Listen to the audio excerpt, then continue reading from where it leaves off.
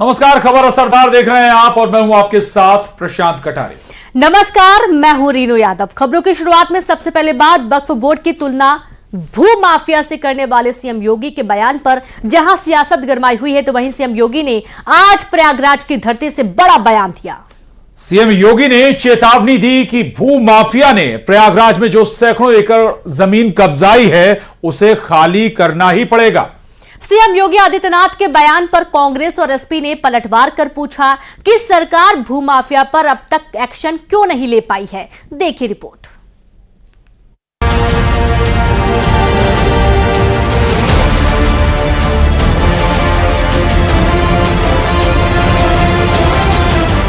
प्रयागराज में सीएम योगी 2 दिन के दौरे पर रहे और इस मौके पर सीएम योगी ने महाकुंभ से जुड़ी तमाम तैयारियों को परखा और अधिकारियों से फीडबैक लिया। साथ ही महाकुंभ की तैयारियों से जुड़े दिशा निर्देश भी अधिकारियों को दिए। सीएम योगी ने प्रयागराज की भूमि से एक बार फिर भू माफिया पर बड़ा निशाना साधा। सीएम योगी ने चेतावनी दी कि प्रयागराज में भू माफिया ने जो सैकड़ों एकड़ भूमि कब्जाई है उसे खाली करना ही पड़ेगा। सीएम योगी ने कहा, देर सवेर तो इसे खाली करना ही होगा। सैकड़ों एकड़ भूमि पे तमाम भूमाफियाओं ने कब्जा किया हुआ है और देर सवेर तो खाली होना ही है।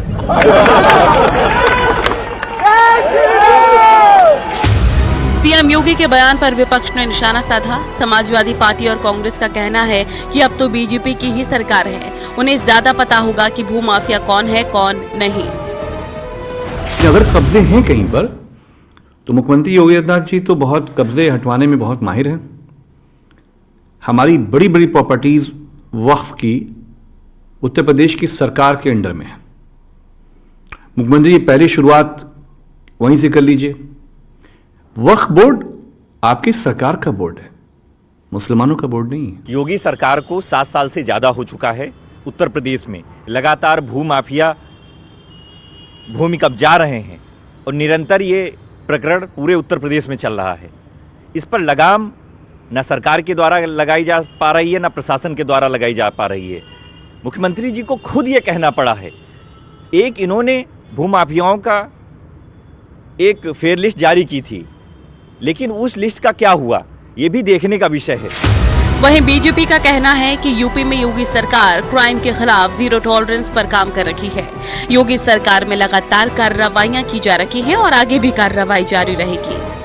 उसको निरुद्ध किया गया है, बल्कि अपराध के बल पे जो संपत्ति अर्जित की, जो जमीन अर्जित की, उसको भी अटैच करके उस पर गरीबों के आवास बनाने का काम हमारी सरकार कर रही है। और प्रयागराज में लगातार इस तरह की कार्रवाइयाँ की गई हैं। आगे भी जो ज़मीन सामने आएगी कि किसी भूमाफिया की है, किसी अपराधी की है, काले धन से खरीदी गई है या अपराध के बल पे हथियाई गई है, तो निश्चित रूप से ऐसे अपराधियों माफियाओं की खैर नहीं हो उत्तर प्रदेश में। कुछ दिन पहले सीएम योगी ने वक्फ बोर्ड को लेकर भी बयान दिया था। उन्होंने कहा कि वक्फ बोर्ड है या भूमाफियाओं का बोर्ड है। योगी ने दावा किया कि जिस जमीन पर भी वक्फ के नाम पर कब्जा किया गया होगा उस एक इंच जमीन को वापस लिया जाएगा और गरीबों के मकान बनाए जाएंगे। पहले वक्फ बोर्ड को लेकर सीएम योगी ने बयान दिया, उसके बाद प्रयागराज से भूमाफिया के खिलाफ एक्शन की बात कही, जिससे साफ है कि सरकार जल्दी ही भूमाफिया के खिलाफ बड़े एक्शन की तैयारी में है। न्यूज़ 18 के लिए ब्यूरो रिपोर्ट। और दिल्ली चुनाव में यूपी बिहार पर सियासी जंग छिड़ गई है। आम आदमी पार्टी ने चुनाव से पहले पूर्वांचलियों पर कमेंट किया है। कहा है कि बीजेपी बिहार और यूपी से फर्जी वोट बनाने के लिए ला रही है। इस बयान के बाद आम आदमी पार्टी की विरोधियों के निशाने पर आ गई है। बीजेपी के कार्यकर्ताओं ने विरोध में जमकर प्रदर्शन किया। देखिए रिपोर्ट। पिछले 15 दिन में 13,000 नए वोट बनने की एप्लीकेशन आई है। जाहिर तौर पे ये यूपी और बिहार से ला के यूपी आसपास के स्टेट से ला के फर्जी वोट बनवा रहे हैं। आम आदमी पार्टी के संयोजक अरविंद केजरीवाल के बयान पर बीजेपी और कांग्रेस उन्हें लगातार घेर रही है। केजरीवाल ने यूपी बिहार के लोगों को फर्जी वोटर बताया है। केजरीवाल के बयान के बाद दिल्ली बीजेपी ने केजरीवाल के घर पर प्रदर्शन किया। दिल्ली बीजेपी पूर्वांचल मोर्चा के नेता और कार्यकर्ताओं ने अरविंद केजरीवाल के घर तक मोर्चा निकाला। इस दौरान उन्हें रास्ते में रोका गया, लेकिन दिल्ली बीजेपी के कार्यकर्ताओं ने बैरिकेडिंग पर चढ़कर प्रदर्शन किया। प्रदर्शन में शामिल महिलाओं ने हाथों में तख्तियां लेकर नारेबाजी की। वहीं बुरी तरह से घिरे केजरीवाल मुद्दे पर सीधे बोलने की बजाय डैमेज कंट्रोल की कोशिश में जुट गए। मैं इलेक्शन कमीशन किस लिए गया था? इलेक्शन कमीशन इसलिए गया था, इलेक्शन कमीशन से ये शिकायत करने कि रोहिंग्या का बहाना बना के पूरी दिल्ली के अंदर भारतीय जनता पार्टी पूर्वांचलियों के और दलितों के वोट कटवा रही है। ये खुद ही जेपी नड्डा साहब ने संसद के अंदर कबूल किया था कि हम पूर्वांचली और दलितों के वोट कटवा रहे हैं। कल उसी की शिकायत करने के लिए मैं गया था कि पूर्वांचलियों के वोट कटवा रहे हैं, और ये मेरे ऊपर उल जलूल वो लगा रहे हैं। बीजेपी धरना पार्टी बन गई है। रोज इनके लिए मैं सोच रहा हूँ एक टेंट लगवा देता हूँ बाहर, मेरे घर के बाहर, और परमानेंटली ये भी 100-200 आदमी वहाँ बिठा दें। रोज बस बैनर बदल लिया करें कि आज इसके लिए धरना कर रहे हैं, आज उसके लिए धरना कर रहे हैं। इनके जैसे झूठे और दोगले लोग नहीं हैं। पूर्वांचल और बिहार के लोगों पर दिए केजरीवाल के बयान पर बीजेपी लगातार हमलावर है और अब एक नया पोस्टर सोशल मीडिया साइट पर जारी किया है, जिसमें लिखा है, पूर्वांचल समाज का अपमान, नवाब केजरीवाल की पहचान।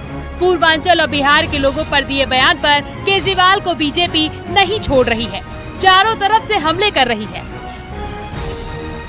अरविंद केजरीवाल को सत्ता की कुर्सी पे बैठाने वाले यही उत्तर प्रदेश बिहार पूर्वांचली लोग थे।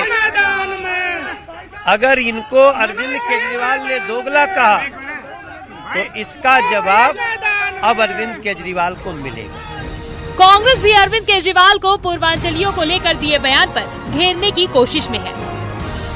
बाहर से जो लोग आके यहाँ बस गए हैं, नौकरी के सिलसिले में, व्यापार के सिलसिले में, उन्होंने दिल्ली के विकास के लिए अपना तन मन धन अर्पित किया है। चाहे अरविंद केजरीवाल हो, चाहे भारतीय जनता पार्टी हो। अगर उनको बाहरी बताती है तो मैं सबसे पहले कहूँगा कि वो इसके लिए क्षमा याचना करें, माफ़ी मांगें। वो उनका दिल्ली पे वही अधिकार है जो अधिकार दिल्ली वासियों का है। पूर्वांचली हो, कहीं के भी हो, भाई दिल्ली ऐसा है, दिल्ली पूरे देश की राजधानी है।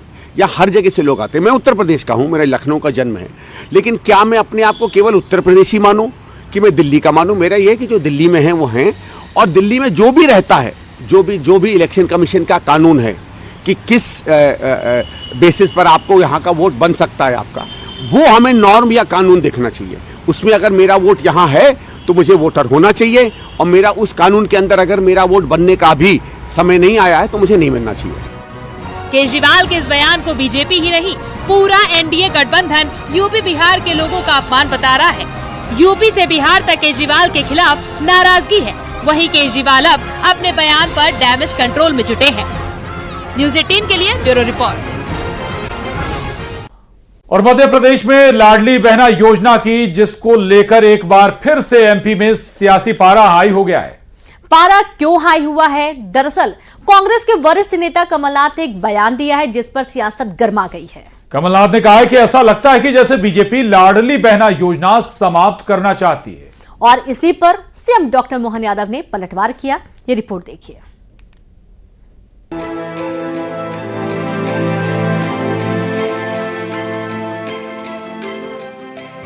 बहनों की योजना सरकार पर निशाना, कमलनाथ का वार, सीएम का पलटवार। लाडली बहनों पर फिर छिड़ी जुबानी जंग। हर बार लाडली योजना पर क्यों तकरार? मध्य प्रदेश में एक बार फिर लाडली बहना योजना पर सियासी तकरार शुरू हो चुकी है।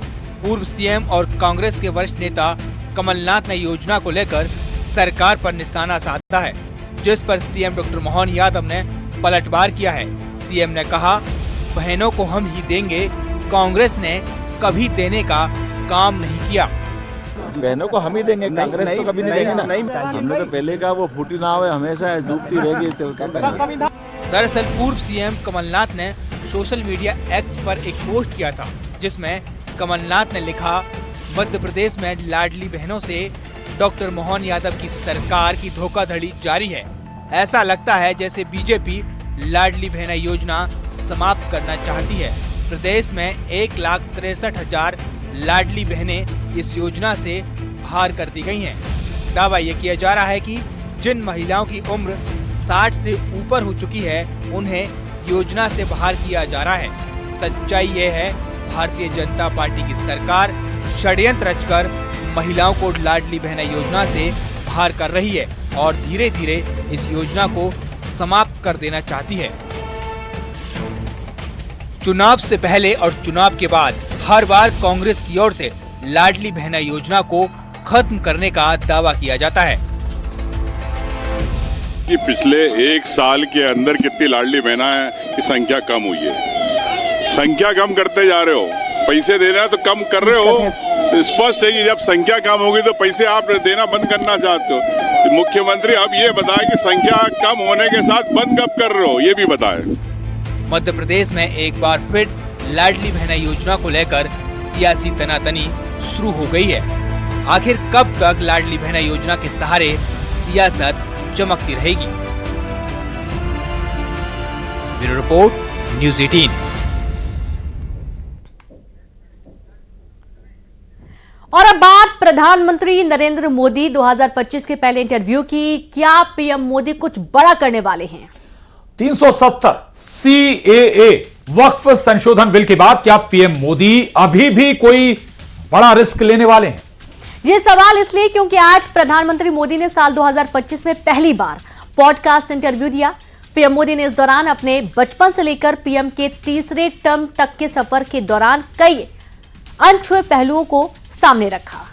पॉडकास्ट इंटरव्यू में पीएम ने अपने रिस्क लेने की क्षमता, अपने संघर्ष, अपने सपने, गलतियां, नाकामियां और उपलब्धियों के पीछे का सीक्रेट सच भी बताया है। सर, आपकी लाइफ में आपकी रिस्क टेकिंग एबिलिटी टाइम के साथ बढ़ रही है?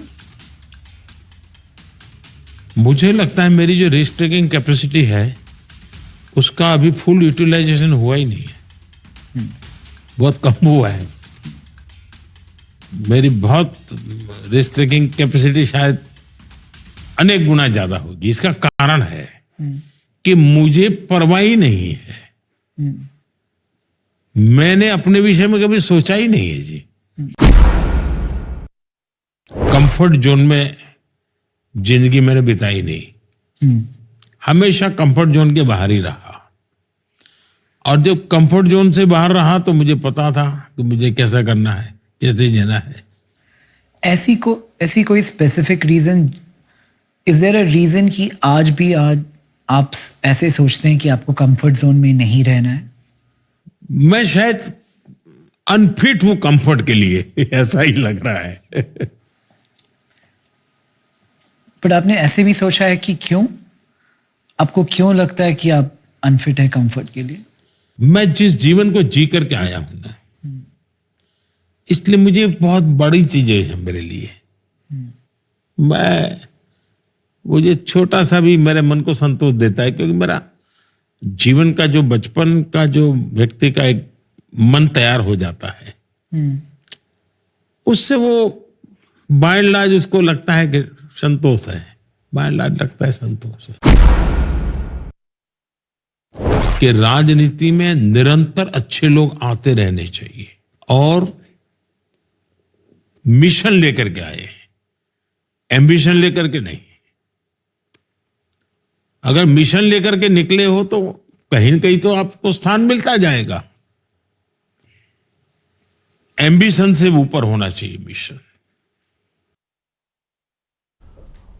और मध्य प्रदेश में बेटियों की सुरक्षा को लेकर बीजेपी विधायक और पूर्व मंत्री उषा ठाकुर ने बड़ा बयान दिया है। अभिभावकों को सलाह और सरकार से मांग करते हुए उषा ठाकुर ने कहा कि बेटियों को गहने नहीं, शस्त्र दिलाएं। अपनी आत्मरक्षा के लिए बेटियों को प्रशिक्षण दें। अगर कोई बेटी शस्त्र मांगे तो सरकार तुरंत उनको शस्त्र लाइसेंस दे। अपनी सुरक्षा बेटियां खुद कर सकती हैं। उनको समाज में बैठे राक्षसों से लड़ने के लिए तैयार रहने की जरूरत है।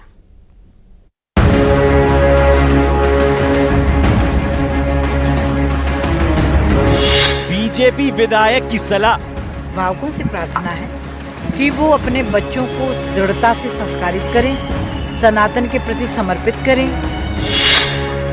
आत्मरक्षक के लिए दें शस्त्र, कि बेटियों के लिए तलवार और लाठी प्रशिक्षण सभी दूर अनिवार्य किया जाए। बेटियां लड़ेंगी, सुरक्षित रहेंगी। मध्य प्रदेश में बेटियों की सुरक्षा को लेकर कई बार सवाल उठते देखे गए हैं।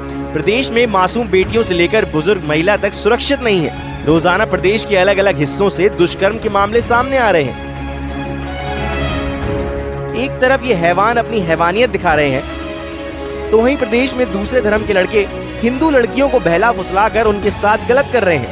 कई बार शादी का झांसा देकर गैर हिंदू युवक हिंदू लड़कियों के साथ शारीरिक शोषण कर उन पर धर्म बदलने का दबाव बनाते हैं। और देश के साथ मध्य प्रदेश में इस तरह के मामलों में बढ़ोतरी को देखते हुए बीजेपी विधायक और पूर्व मंत्री उषा ठाकुर का बड़ा बयान सामने आया है। उषा ठाकुर ने कहा कि बेटियों को पहले गहने नहीं शस्त्र दिलाए जाएं। आत्मरक्षक के लिए गहने नहीं शस्त्र की जरूरत है। इनके इस षड्यंत्र से बेटियों को बचाने के लिए है लव जिहाद के लिए कठोरतम कानून मध्य प्रदेश की सरकार ने बनाया है। जी। मेरी सभी अभिभावकों से प्रार्थना है कि वो अपने बच्चों को दृढ़ता से संस्कारित करें, सनातन के प्रति समर्पित करें। और हम अपने महू में मेरी 78 पंचायतें 38 वार्ड, हम सभी वार्ड में लाडली सेना को तलवारबाजी लाठी चलाने का प्रशिक्षण दे रहे। हमने हमारे डॉक्टर मोहन यादव जी से भी आग्रह किया है कि बेटियों के लिए तलवार और लाठी प्रशिक्षण सभी दूर अनिवार्य किया जाए, क्योंकि ये प्रशिक्षण प्राप्त करने के बाद बेटियों की भी तन भाषा बदलती है। कोई उन्हें दिग्भ्रमित नहीं कर सकता और कोई भरमाकर उनसे कोई गलत काम नहीं करवा सकता। उषा ठाकुर ने सरकार से मांग की है प्रदेश में बेटियों के लिए तलवार और लठबाजी का प्रशिक्षण अनिवार्य कर देना चाहिए।